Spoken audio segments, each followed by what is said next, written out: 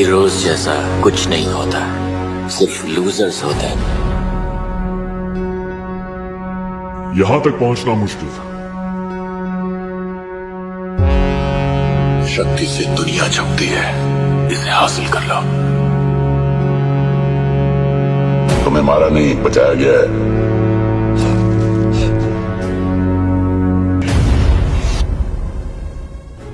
दोस्तों, सन 2050 में दुनिया पूरी तरह बदल गई है। ग्लोबल वार्मिंग ने अपना असर डाला है, जिससे समुद्र का स्तर बढ़ रहा है, मौसम चरमरा गया है और विनाशकारी प्राकृतिक आपदाएं भी आ रही हैं। लेकिन तमाम हंगामे और तबाही के बीच एक बात और भी हैरान करने वाली है, वो है एलियंस की खोज। दोस्तों, क्रिश की कहानी की शुरुआत 2050 से होगी, जिसमें क्रिश टाइम ट्रैवल करके 2050 में जाएगा ताकि वो आने वाले समय की परेशानियों से अवगत हो सके। जब वो 2050 में पहुंचता है तो देखता है कि दुनिया में एलियंस के आने से काफी मुश्किलों का सामना करना पड़ रहा है। साथ ही साथ तकनीक के बढ़ जाने से ग्लोबल वार्मिंग और बाकी की समस्याएं हो रही हैं।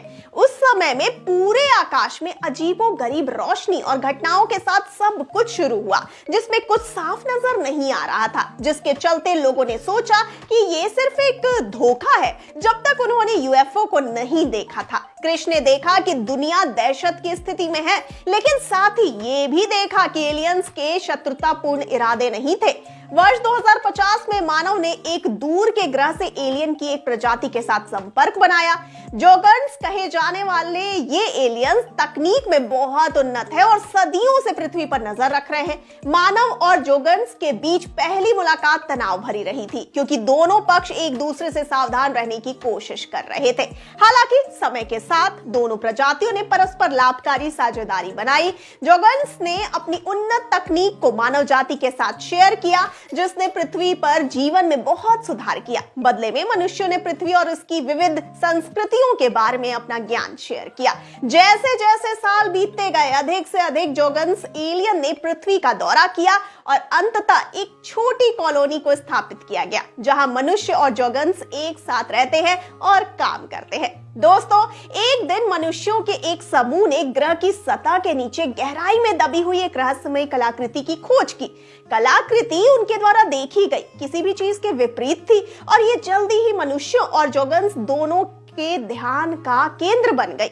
दोस्तों, काफी कोशिशों के बावजूद मानव और जोगर्न्स को मिले आकृति के रहस्यों को खोलने में असमर्थ थे। ये एक रहस्य बना रहा, लेकिन इसने अंतरिक्ष और अन्य विदेशी प्रजातियों की खोज में नए सिरे से रुचि पैदा की। जैसे जैसे मानवता और जोगर्न्स ब्रह्मांड की विशालता का पता लगाना जारी रखते हैं, उन्हें कई अन्य विदेशी प्रजातियों का सामना करना पड़ता है, जिनमें से प्रत्येक की अपनी अनूठी संस्कृति और तकनीक होती है। इन प्रजातियों के बीच साझेदारी ने गैलेक्सी में शांति और सहयोग के एक नए युग की शुरुआत करने में मदद की। अंत में मनुष्य और जोगर्न्स एक साथ रहना और काम करना जारी रखते हैं, ब्रह्मांड की खोज करते हैं और इसके रहस्यों को खोलते हैं। वे सबसे अच्छे दोस्त बन रहे हैं और आने वाली पीढ़ियों के लिए उनकी साझेदारी जारी रहेगी। उन्होंने संयुक्त राष्ट्र के साथ संपर्क बनाया और खुद को एक दूर के ग्रह से शांतिपूर्ण एलियंस के रूप में प्रस्तुत किया। उन्होंने खुद को जोगर्न्स कहा और समझाया कि वे कई वर्षों से हमारे ग्रह यानी पृथ्वी का अध्ययन कर रहे हैं और मानव सभ्यता से प्रभावित है।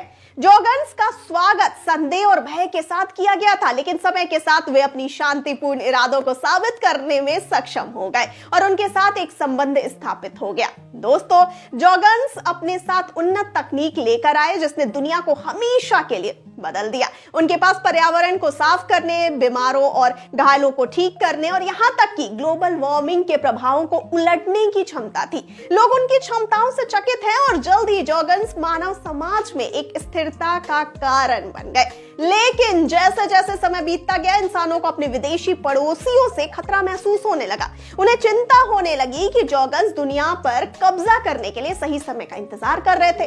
डर इस बात का है कि उनकी तकनीक और ज्ञान बहुत उन्नत था। दुनिया के सुपर हीरोज ने जोगर्न्स की गतिविधियों पर नजर रखने के लिए एक टास्क फोर्स बनाने का फैसला किया। दोस्तों, टास्क फोर्स की कोशिशों के बावजूद जॉर्गन्स ने मानवता के लिए महान कार्य करना जारी रखा। उन्होंने नए शहरों के निर्माण में मदद की, सभी के लिए स्वच्छ ऊर्जा उपलब्ध कराई और यहाँ तक कि कैंसर का इलाज भी खोजा। लेकिन जॉर्गन्स पर अभी भी किसी को कोई विश्वास नहीं था।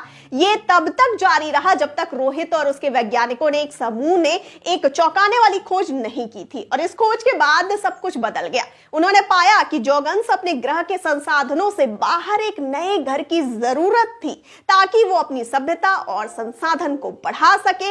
इसीलिए उन्होंने पृथ्वी को चुना, क्योंकि उन्होंने इस संपन्न सभ्यता की क्षमता देखी थी और वे वहां पहुंचने में हमारी मदद का नाटक कर रहे थे। दोस्तों, इसे साइंटिस्ट एक तरह से एलियंस का पृथ्वी पर हमला मान रहे थे, लेकिन अभी भी जादू जैसे कुछ ऐसे एलियंस थे जो इंसानों और सुपर हीरोज की मदद करना चाहते थे। इसीलिए सबसे पहले क्रिश ने जादू से संपर्क करने के लिए वापस से अपने टाइम में जाने का फैसला किया।